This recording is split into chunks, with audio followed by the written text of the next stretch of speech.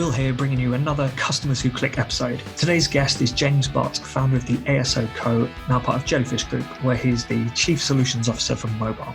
He's worked with some of the biggest brands in the world, both at M&C Saatchi Performance and his own company, the ASO Co., where he worked with the likes of eBay, Spotify and Facebook. James has joined me today to talk about ASO and the importance of a proper ASO strategy for any business in the mobile space. We'll also talk a bit about freemium versus paid apps, common mistakes that companies make in the mobile space, and some of the big trends he's expecting over the next 12 months.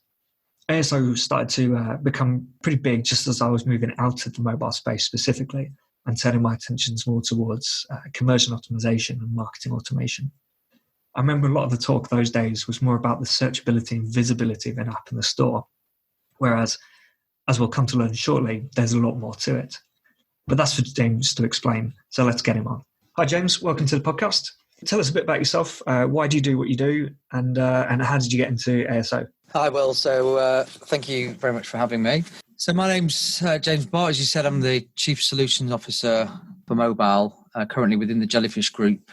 Prior to that was the CEO and founder of the ASO Co., which was acquired by the Jellyfish Group in September 2018.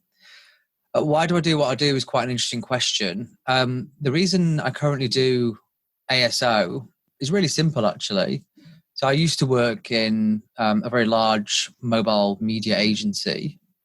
And, on a daily basis, we were spending, millions of dollars on some clients, on a monthly basis and driving a lot of traffic to the App Store.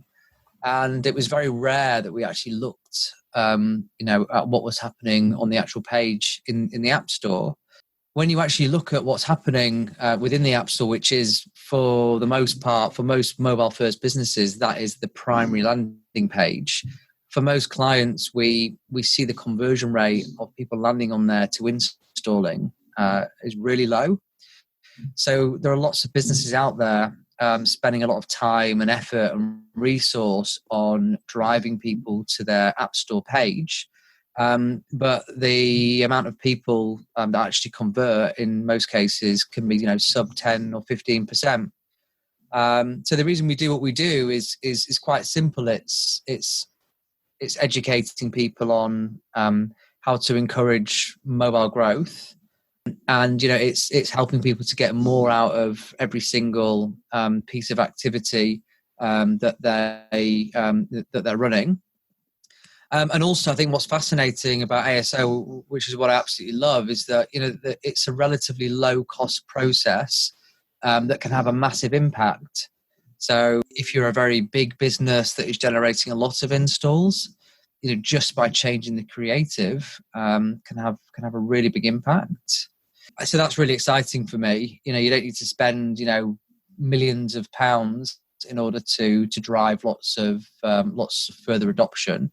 So the reason why I do it is because it's all organic. I think there's lots of opportunity for businesses big and small to be able to do this, either in a more complex way like us or in a more basic way and still see results. And also, as a process, it's still really new. So with lots of other processes, they're all very well documented and quite mature. Whereas with ASO, we are still working it out. And that's really exciting for me and the rest of the team, which is why, getting out of bed in the morning is still relatively easy because I know that when we come into the office, we're going to be coming up with new and kind of different and more exciting ways of running this process. Okay, great. So it's not kind of it's not really like SEO, but for the App Store, it's kind of a mix of SEO. How do people find the apps, but also kind of conversion rate optimization. When people do find the apps, are they seeing what they expect to see there? Are they getting the information they need, the images and things to make them go, yeah, actually, this is the app I want to download? Yeah, so very, very simply, we kind of describe ASO, the kind of one-liner is it's the process of improving organic visibility through search and improving conversion rate of App Store landing page to install. Those are kind of the two main factors. However, As time has progressed, there are lots of other factors that are also coming into play that are more kind of product driven, which I think we'll talk about a bit later. But yes, in simple terms, that is what the process is, and why it's so important is, the recent stat from Apple that they put out last year is that just under 70% of all apps globally are discovered and installed through search. So that could be a brand search, it could be a generic search. For the majority of clients that we work with, even new prospects that we work with, when we look at their metrics within the App Store, 9 times out of 10, the percentage of installs from search is around 60 to 70%. So it's absolutely vital for anyone with an app to be concentrating on improving their visibility within the App Store. And to your point around, is it similar to SEO for mobile? We actually specifically say it's not SEO for mobile, and I think that's really important. The algorithms within the App Store are wildly different to the algorithms on the web. So we actually speak to a lot of SEO people and very experienced SEO people about their experience with trying to run ASO programs, and for the most part, they just don't get it. They've got a lot of knowledge of online, but it's a completely different experience in the App Store, both from a metadata perspective, from a creative perspective, and then the other things that I alluded to earlier around, ratings and reviews. Now Google have been quite specific around how the app performs. It's going to affect your ability to grow. Install rates, uninstall rates. So there's lots of other factors which are very specific to ASO and driving mobile growth that have got nothing to do with the web. So it is really important that you are focusing on App Store specific metrics as opposed to SEO tactics. So they're able to look at like you said, install and uninstall rates. Can they see much engagement in the apps themselves, or is that's the private data for the companies? So they don't get an idea of if someone uninstalled the app 12 months later. Do they just see the uninstall dates, or do they get a bit more info? Yeah, Apple and Google have obviously all of that information. Installs, uninstalls, retention, churn rates, sales, frequency of update, absolutely everything. And I think if someone installs the app and uninstalls it in a year's time, I don't think that's going to make a difference to your ASO.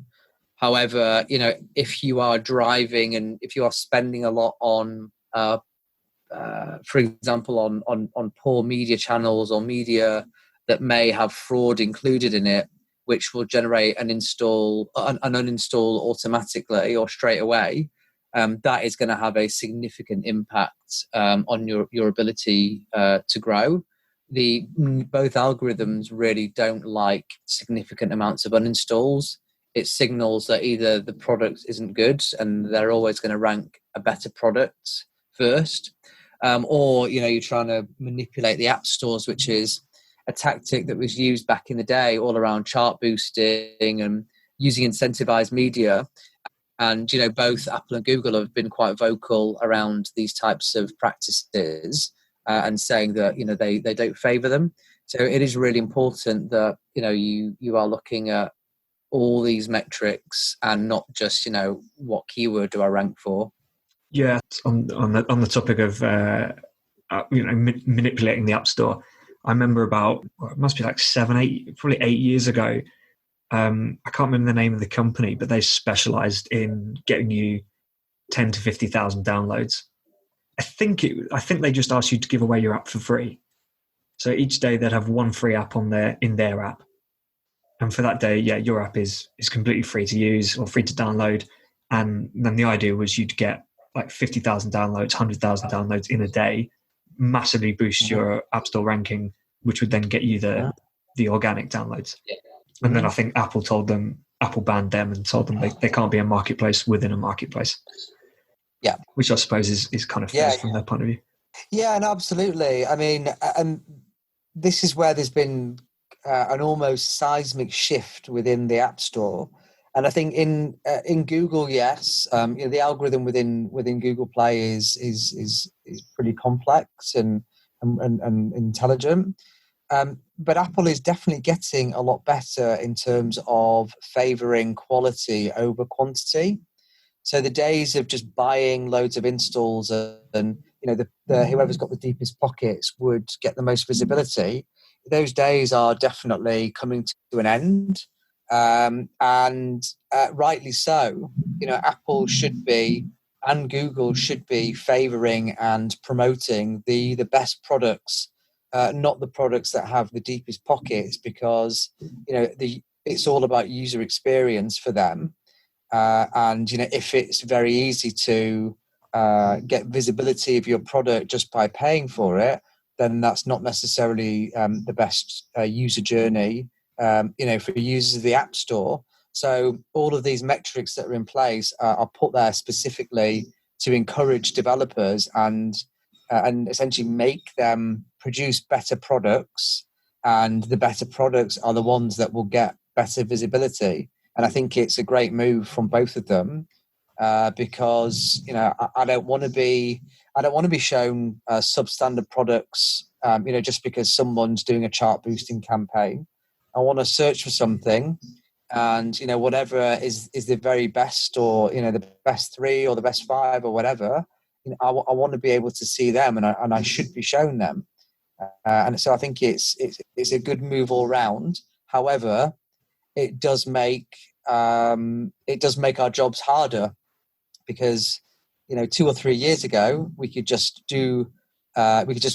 produce a heavily optimized piece of metadata, the written assets within the App Store, so the title and the description, and pretty quickly we would see really good results in terms of keyword positioning. Whereas now there's these lots of other factors that we just spoke about. So having a more holistic view across your entire product is absolutely vital when it comes to winning within the app stores. Absolutely. You mentioned quality just earlier. So my experience has been that it's been a lot harder to launch an app through Apple, or at least they're a lot stricter, is what I've seen. But once you're in the App Store, do the different stores differ significantly in the approach you need to take towards ASO? Or can you kind of, if you were a small team, for example, could you kind of take one strategy and run it on both? No, we wouldn't recommend that at all. I mean, there are some quite big differences. So, I mean, you've got various different areas that will have an impact. So in Apple, you've got the title, the subtitle, and then you've actually got some keywords that go in the back end. And then you've got the long description. Now, the long description in Apple is primarily for conversion. So those keywords, well, we as a business, we actually optimize them anyway, but we're pretty sure that actually the amount of indexation of those keywords within Apple is very low. Whereas within Google Play, you've got the title, you've also got the short description, which is around 80 characters. And then you've got 4,000 characters in the long description, which is fully indexed by the algorithm. So if you take the same tactic for iOS as you do for Google, you're actually missing a massive trick there from multiple perspectives. Also, in the way in which the apps are presented is very different. In iOS, when you search for something, you get the first 3 screenshots, so those are really important on the icon. Whereas in Google Play, it's more of a list. So the icon is actually really important.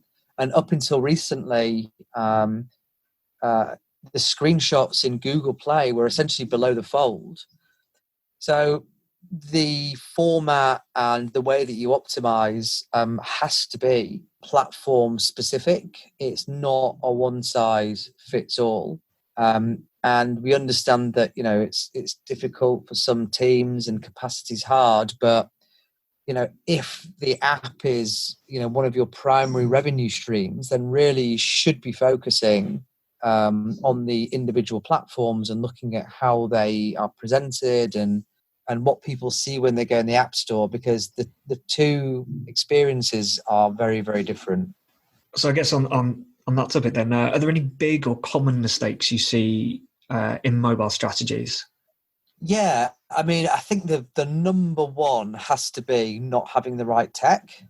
I mean, I see this time and time again, and I think a lot of businesses, they don't quite realize that technology for mobile and for apps is very different to online. So, if someone has, we talk to big businesses and they say, yeah, we use Adobe. I'm like, I sort of put my head in my hands and it's like, okay, look, we need to rethink this, especially if you're going to start investing in the product.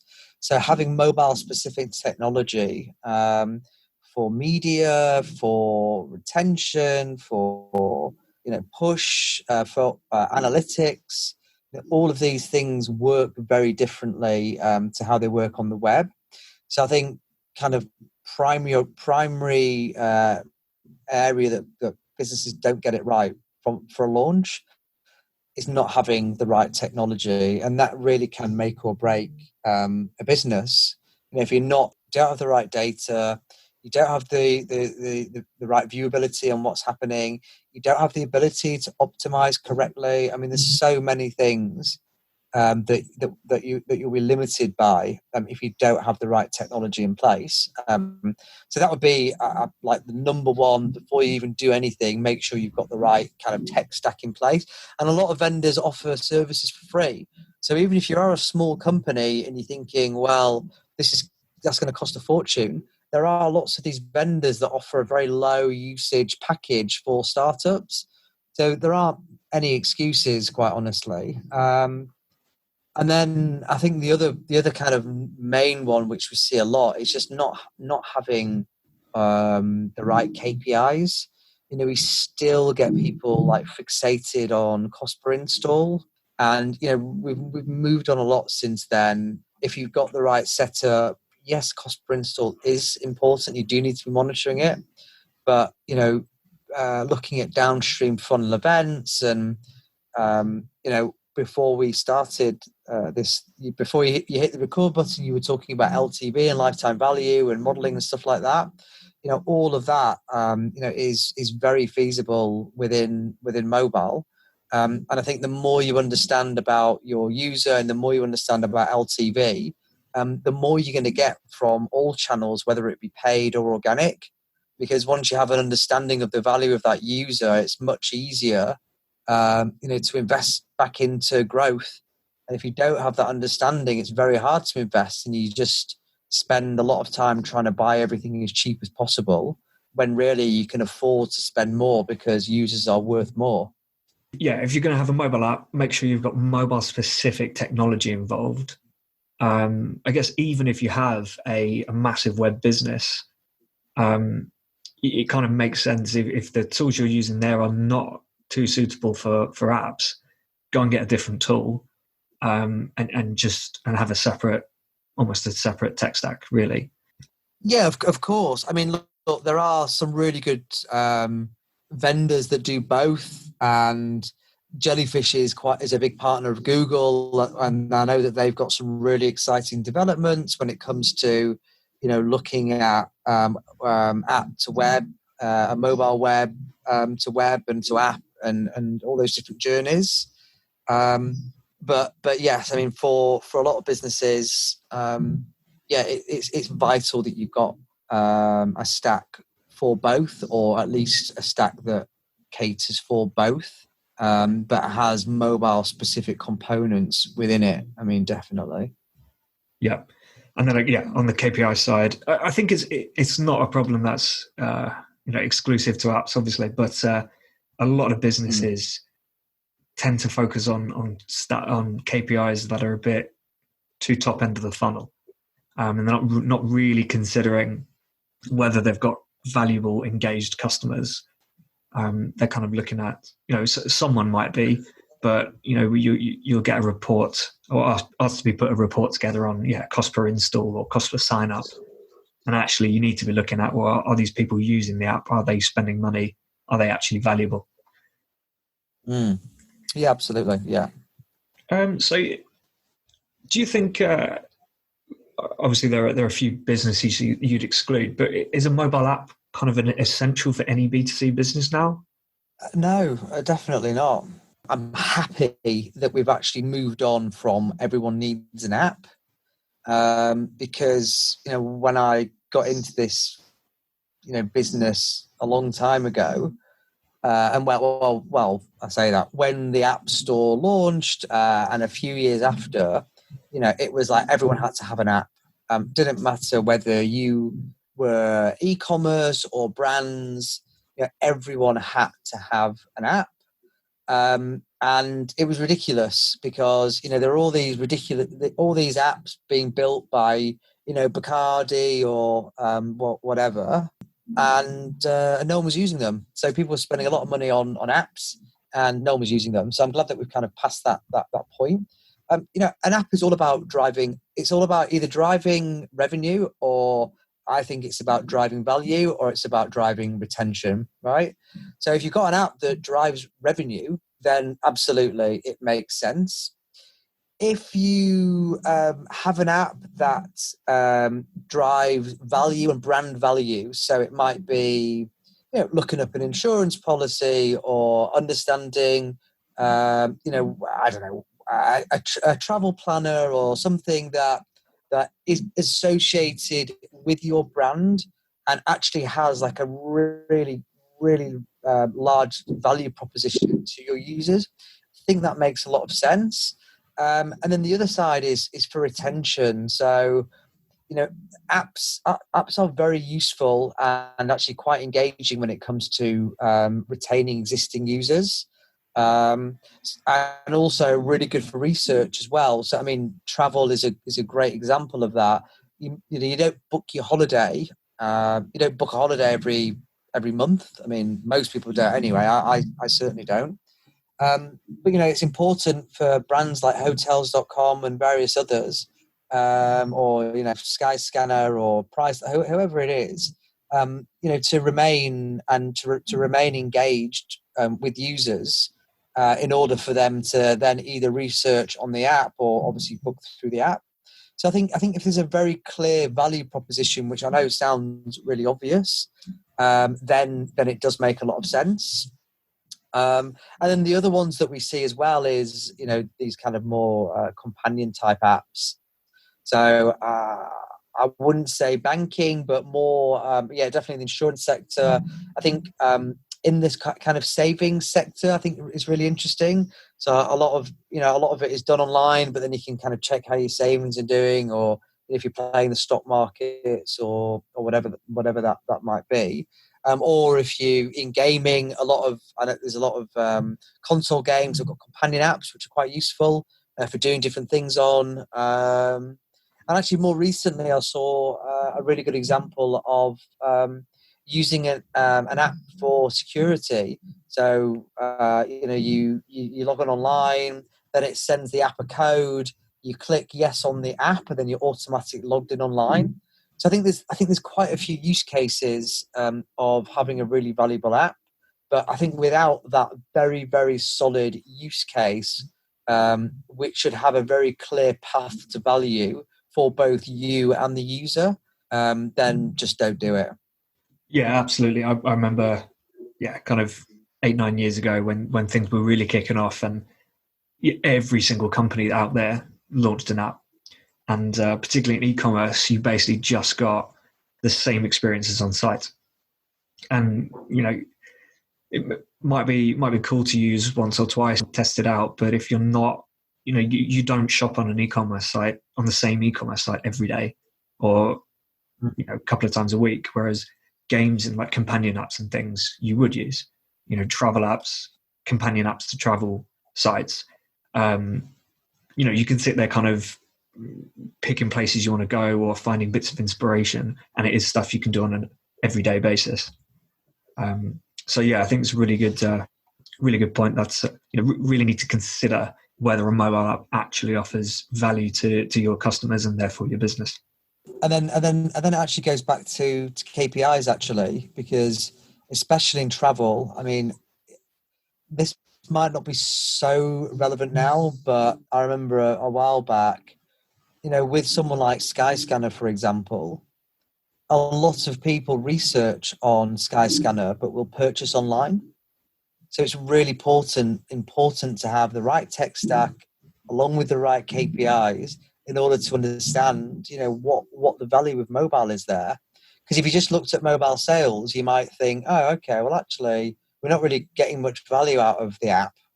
So why are we investing in it? But the reality is that the value might not be directly seen through the app, but the app is what tees it up. And there has to be value added to that and attributed, to that research phase.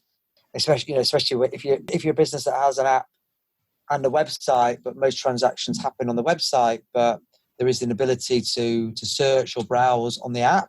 I think those things really need to be considered. And a lot of the time they either aren't, or I think a lot of businesses struggle to understand, how to set themselves up correctly in order to monitor and analyze that behavior. Yeah, I think that's definitely something where an agency or an expert is probably going to be really valuable to a business. It's a really interesting point about Skyscanner actually.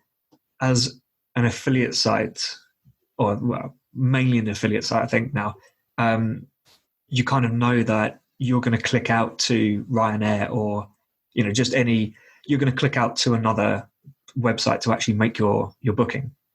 So on an app experience, it's not so great. And I also think that there's problems where the product requires a lot of thought and attention.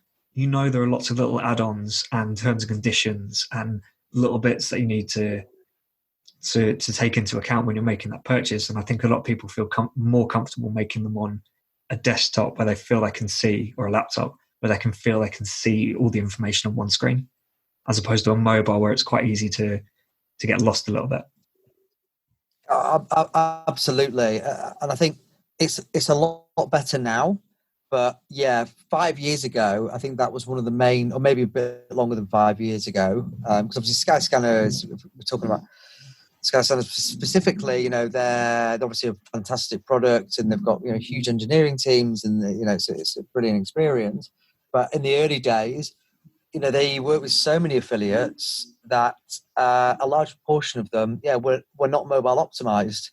So you would click through from this lovely experience in the app, and then you would get to a non-optimized mobile page, which obviously is never going to work. It works sometimes, obviously, but that experience is really not good for the user. So yeah, it's all about having either the right experience in app, or obviously attributing that research phase to mobile, and giving it some credit where credit's due. So something we've not really touched on at all actually is kind of paid and freemium apps. Obviously, it's a big decision for people to make, especially if they're a startup or someone who's launching their own app for the first time and they don't have an existing business. Do you think there are any key things to consider when choosing whether you want to launch a paid or a freemium app from an ASO point of view? I'll tackle it from an ASO perspective and then just from a user perspective. From an ASO perspective, yes, it does have a massive impact. The main ones is, so in Apple specifically, on the search results, there is a conversion rate attributed to every time someone searches for something and then clicks on a product. So, for example, if I search for travel and I click Skyscanner and people click Skyscanner every time they saw travel, the chances that Skyscanner would go up for that keyword is very high because their click-through rate on that specific keyword is very high. Now, if you're a travel brand and it's a paid app and someone isn't looking for a paid app, then no one's going to click on you. And in fact, for the most part, with those types of products, people will naturally go to a freemium, because a freemium is not a free app. It's free, but then will generally carry a premium for the most part. But if it's paid from the start, your conversion rate for lots of keywords is going to be really low. So actually, when you are a paid app, your ability to rank highly for search terms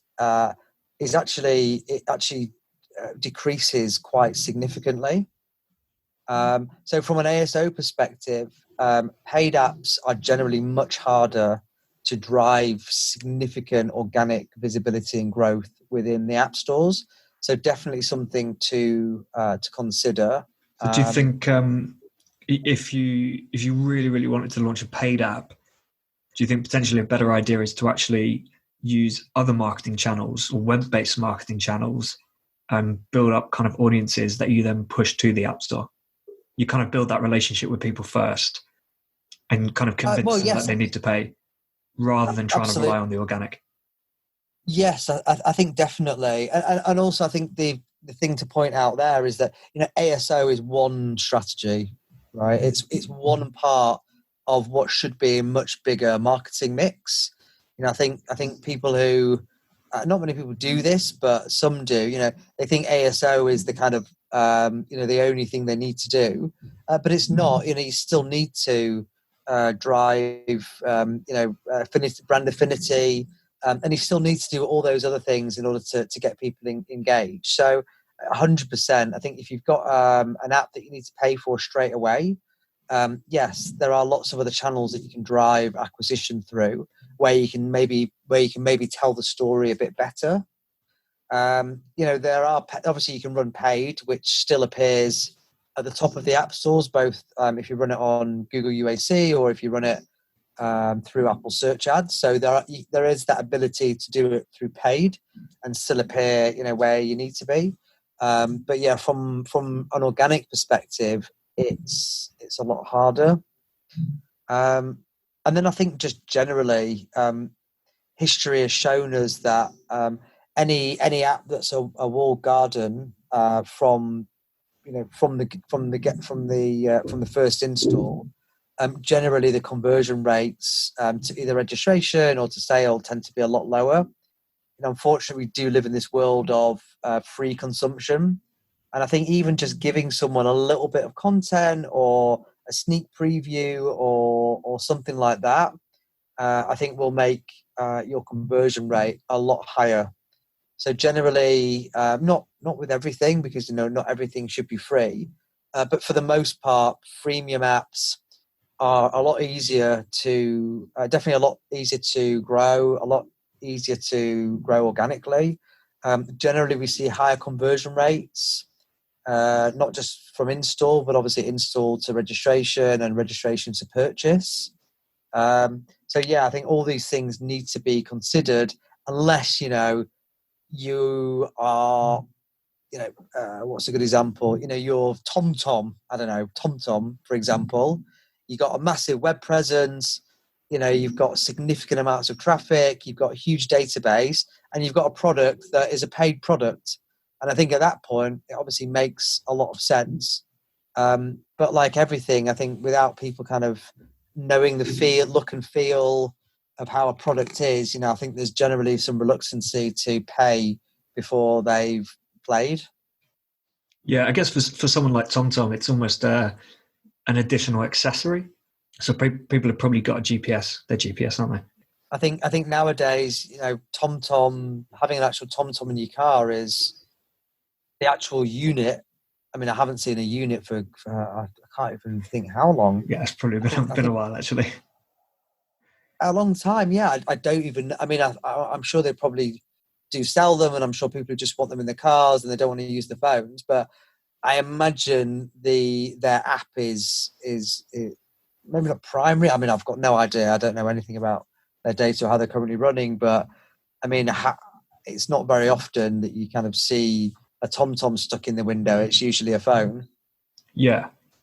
So what I meant was, for the people who have one or or I don't know, maybe they're installed in cars, as in TomTom have them installed in cars. I'm not too sure, but the app is therefore like kind of an accessory. It's something you can use in addition.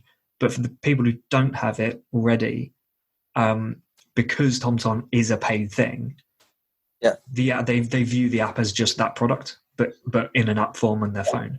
Yeah. Well, I think it's really interesting that people will spend like 50 quid on FIFA or other games or whatever, and yet the idea of paying even like 99p for an app seems to just put off everyone. Do you think we're always going to be in this situation where a paid app, unless you're in that kind of TomTom situation, a paid app is going to be really, really difficult to grow like that, or and that we're always going to look at freemium mainly? I mean, not necessarily. I mean, I think it all comes down to quality, and I think the most beautiful example of this is Monument Valley, which was a game produced by the guys at Us2, which is an app development agency, and it was fully paid for. In fact, it was expensive, but the game was so good. The graphics were so amazing, and the audio was just unbelievable. That game it was an unknown game, and it literally just flew off the shelves because what they show people in the video and the screenshots and everything else was it was unbelievable.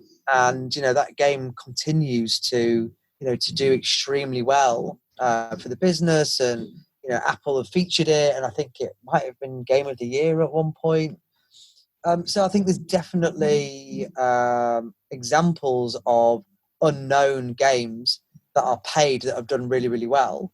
But I think the challenge is that that was quite niche, and it was a nice game. I think with more generic games, I think the problem is that there's just so many free games, whether it's hyper casual or RPG or whatever, going in with paid. Yeah, unless you've got some sort of brand affinity or some kind of existing user base, it is quite difficult. But having said that, I don't know how much it matters because in-app purchase is where the bulk of the revenue comes from. So it is free, but it's not free.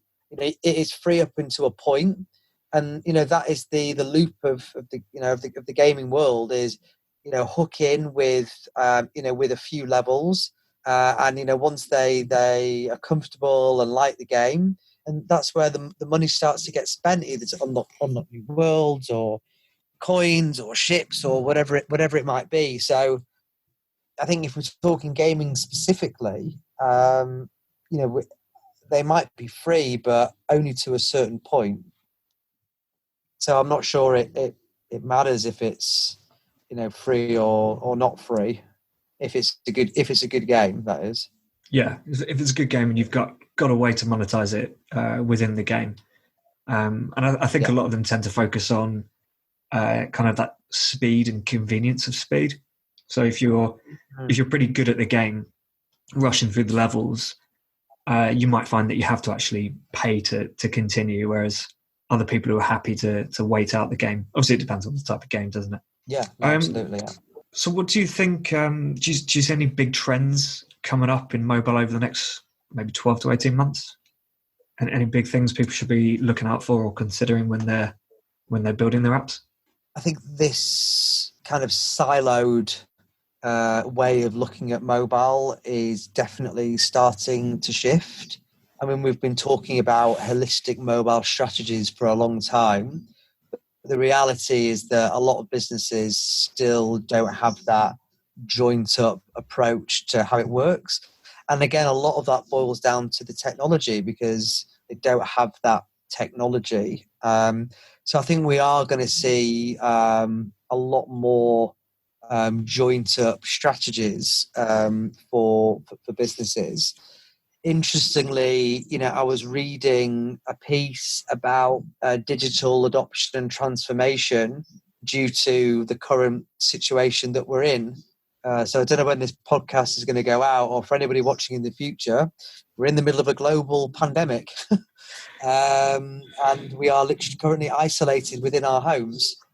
So very sadly, bricks and mortar stores and gyms and banks and everything's closed at the moment. And I think it's actually forcing a lot of businesses to start really considering their digital and mobile strategy. So I think we'll see a lot more big businesses using more of these types of strategies. I think from a marketing perspective, I think people definitely are starting to look at kind of paid and organic and products a lot more holistically, which again is something that we have essentially been forced into. I think the product marketing role, which is a role that's been around for a while, but not as long as lots of other roles, that bridge between product and the understanding of product, but also a really good understanding of marketing and how those two things together. I think we'll see more product marketing people, and we'll start to see those two things working together rather than having a development team over there and a marketing team over there. I think product marketing is definitely going to start bridging that gap a lot more, which I think is brilliant, and it's perfect for ASO. And I think anything else? Well, I would really, really like to see more AR, not VR, AR. I think now that a lot of the devices and developer kits are all working quite well. The cameras work well with augmented reality. I'd love to see more adoption of that and brands really taking advantage. We've seen people like IKEA and various others do it. But I just think it's a really great way of being able to look at something in your own home close up in really, really good quality to kind of see what it's like without physically having to go somewhere. And I think the more we can start integrating that type of technology into marketing, I think that's going to be really interesting. So just on that AR topic, it kind of it came out as a big hyped thing a fair few years ago, probably again like 7-8 years ago. And there was a company I can't remember the name of who did it, and they had a fairly good app. They did some collaborations with newspapers where you could kind of scan the newspaper and put certain adverts. I think. Blipper. Blipper. I think they've closed down now, and I wonder if back then people weren't ready for it, so it didn't really get adopted, and maybe now people are a little bit more hesitant about spending that money and that investment on it. Well, I think the main difference there was you actually said it. The problem with Blipper was that you needed to have the app installed, and that was I think that was the same reason why QR codes never really took off in the UK or in Europe, actually, because you needed to have an app to read a QR code. Now, if you want to read a QR code, you put your camera in front of it and it reads it automatically.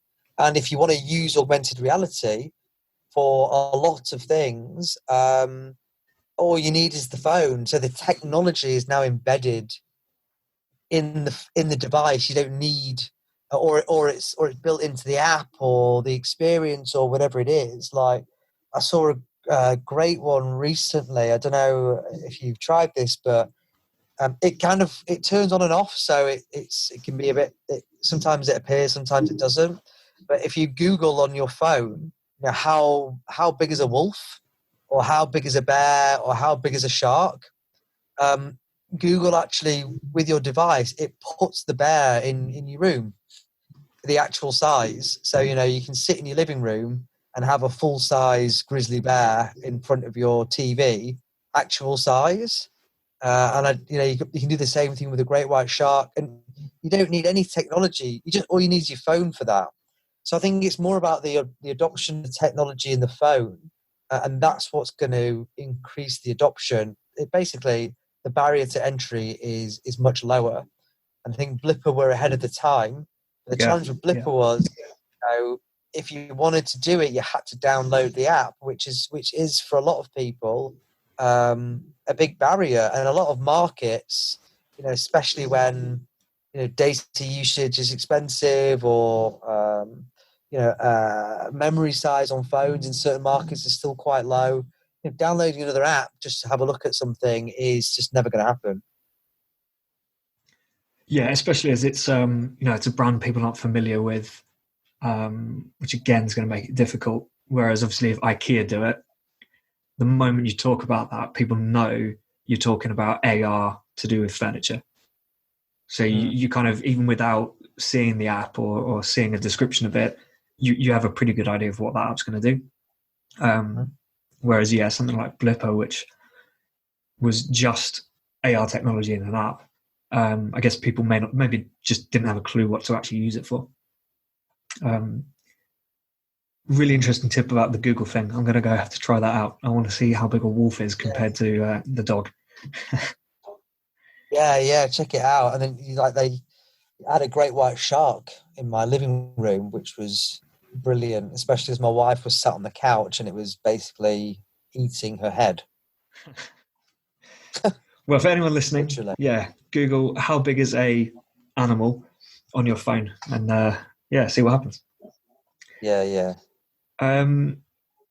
Cool. So I don't want to take up too much more of your time, but do you have any pet peeves when it comes to marketing? Well, I mean, given that I work in in-app marketing, the number one is people that assume you can launch an app and put it in the app store and that's it. I mean, that does really, really annoy me. The other one as well is, I think there are a lot of businesses that have quite unrealistic expectations of how much they can deliver from a certain amount of budget.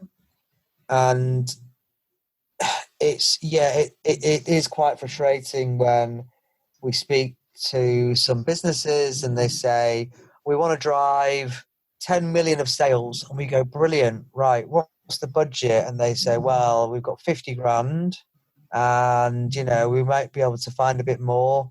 The perception against reality sometimes is slightly jaded, so that's a bit of a peeve. But they don't call the app store the graveyard of apps for nothing.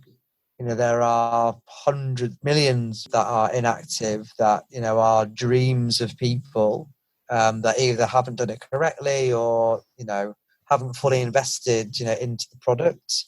So I mean, if you're going to do it, I think from our perspective, do it properly. There are lots of ways of doing it without a lot of budget, but then at some point, you're going to need to start investing in the product if you want it to really, really succeed. Unless, don't get me wrong, there are a number of apps that have, gone viral and grown organically, but the amount of apps that haven't is far, far more.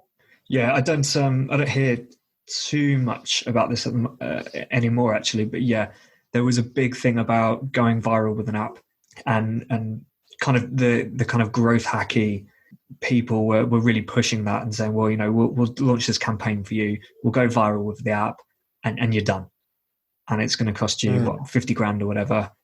And then I think the expectation is when people that then, while they're working on that campaign, they're speaking to other potential partners and channels, and they're thinking, well, this launch campaign we're going to do is going to drive us so much revenue. The other channels are going to be easy. They're paid for already. And then in reality, what happens is the viral campaign doesn't really go viral.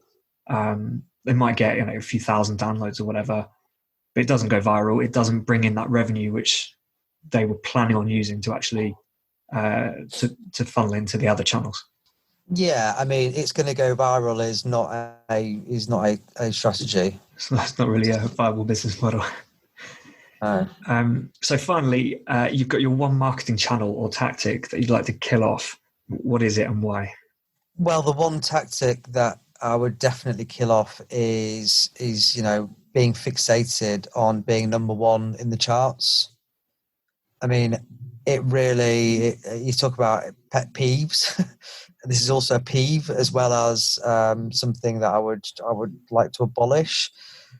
If you actually go in, so two things. First of all, Apple have moved the charts. So what they've done is they've moved the search. They've moved the search icon right next to your thumb, and they've put a massive emphasis on search and a massive emphasis on editorial and curated content. I think it's like 6 clicks to get to the charts now. 6 in order to actually go and see where the charts are. They are buried deep within the App Store. Not only buried deep, once you actually get there, you've got to scroll to the bottom of the page. And we still get a lot of businesses saying, "Oh, we want to be number one in our category," and this type, these types of things. I think historically it has made a massive difference. Nowadays, it doesn't make a huge difference. And also, I'm saying this, but don't just take my word for it. If you look in the back end of the App Store, you'll see that there are various different source types. And there's one source type which is views or installs from browse.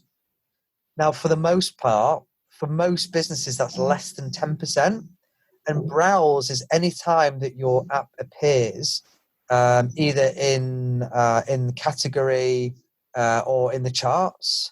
So it's a very, very low percentage, but a lot of businesses still have it as kind of a number one KPI, as for their mobile marketing efforts. And so for some people it can make sense because they might want to use it as part of a sales tool, going out and saying we're number one in the category or we're above our competitor, and I get that, and that makes sense. But if it's just to be number one with no other KPI or no other reasoning, then spending money or focusing effort on that is, quite frankly, a waste of time. Yeah, no, that was definitely a big thing a while ago. But yeah, so again, it comes down to have a quality app, give people good experiences. People will search for the apps they want. They'll find those apps. And the end result could be that you end up being number one in your category. But actually, there's just no point focusing on that because getting there doesn't actually mean anything. Yeah, absolutely. Well, maybe not nothing, but it's not the that one metric that you want to hit. No, definitely not. Cool. Well, it's been an absolute pleasure talking with you. Really interesting stuff. Great. Yeah, thank you so much. It's been great. Stay safe and stay indoors. Yeah. All right. Cheers. All right. Thanks. So ASO is super important for mobile growth. While a large part of it is improving App Store visibility, the actual process is vastly different to that of SEO. You can't apply the same style of thinking. In addition to visibility, a key part of ASO is optimization of the App Store page for conversion. Once people find your app in the store, you need the right creative, the right descriptions, reviews, everything that you'd use on a web landing page, really, to ensure that when traffic hits that page, it clicks the install app button. So even if you thought you don't have the time to focus on an organic strategy and you wanted to grow quickly via paid ads instead, ASO is still key to your strategy. But as James mentioned, 9 out of 10 times, 60 to 70% of their clients' downloads are coming from search. So you can see how vital ASO is for visibility and for growing an app business. Another super important factor is the actual app performance itself. If your sales are low, churn rate's high, if people aren't updating your app, these are all factors that would negatively impact your App Store ranking. So if your app doesn't match the experience you advertise, or if you rely on really cheap, low-quality networks and installs, at best you'll see a very short-term boost in performance, but you're more likely to just do more damage than good. So I think in short, while it's getting harder to make tweaks within the App Store to rank higher, it's actually because the App Stores are putting a really strong emphasis on the quality of the apps. Get your KPIs right. Cost per install has its uses, but at the end of the day, the install doesn't generate you money. So why would you have that as a KPI? As with any business, you need to know what your real KPIs are so that you can optimize both your product and the marketing you do towards the revenue generating results. So if you're thinking of launching an app, there are two key things to consider. Firstly, your app store strategy does need to be different. It does need to be focused on the individual platforms and the different experiences customers have on those platforms. And secondly, quality is key. Quality in everything you do. Your app has to be a quality product that your customers want to keep using, spending money on and updating, and your marketing needs to be driving quality traffic, because not only will cheap traffic not turn into revenue, but it will cause damage to your App Store presence. That's all for today. Don't forget to subscribe to future episodes. You can do this at customerswhoclick.com, where you can also grab my 101 customer journey optimization tips ebook. And if you have any questions about ASO and mobile strategy, please send them over to will@customerswhoclick.com. In the next episode, I'll be speaking with David Miltner, the head of growth for the DACH region of Fiverr. We'll be talking about growth marketing and the importance of data and taking a more holistic approach to marketing. But until then, keep those customers clicking.